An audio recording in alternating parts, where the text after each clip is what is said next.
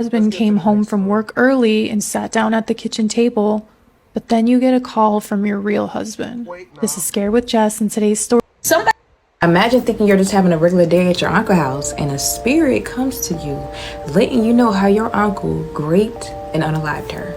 Yeah, cousins, this is going to be a long one, so let's not waste no time and let's get into it.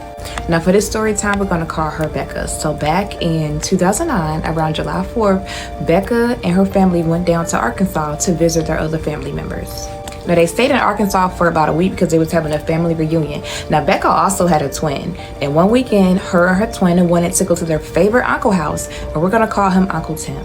Now when they arrived at Tim's house, he did tell them that they can stay the night. However, do not go into his cellar roaming around. Tim did have a farm out there behind his house, so he did tell them that they can go out there and feed the horses and play with the horses. However, come back to the front when you're done. So of course, being kids playing around, Becca, her twin, and her cousin Tracy, which was also there, wanted to play tag. Tracy is a girl, by the way. So the twin went to go count while Becca and Tracy went to go hide. So Becca told Tracy, let's go hide in the cellar. She said the way Tracy's eyes just widened and said no. So Becca just grabbed Tracy's arm and said, girl, let's go. Stop being scary. So they went into the cellar.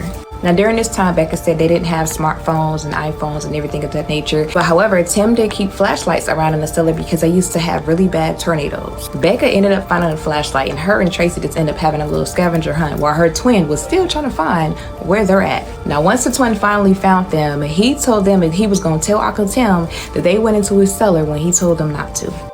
Becca told him to shut up and get a flashlight and to keep the cellar door cracked just enough in case they hear him coming. Now Becca said this cellar was big enough that you can put sheeps in it. So as they roaming around, they end up finding old chains, tools, butcher knives, and even a box that was locked. So Becca wandered off to a section in the cellar that looked like it used to be an old bathroom and a toilet used to be there. She said she ended up finding a pair of little girls' clothing. So what was so odd about it is that it was freshly wet. Maybe it was water, maybe it was blood, but it didn't have a smell to it yet. She said that scared her and she immediately started to run and tell her twin brother. However, when she turned around, Tracy and her twin was right there looking with her. So the twin began to dig even further. They ended up finding a missing persons flyer with a little girl on it. The flyer was an African-American little girl and her name was Georgia. That whole bathroom looked like it was filled with nothing but blood. She was freaked out. She told her twin and Tracy, let's get up out of here. And they were so glad they did not get caught by Uncle Tim.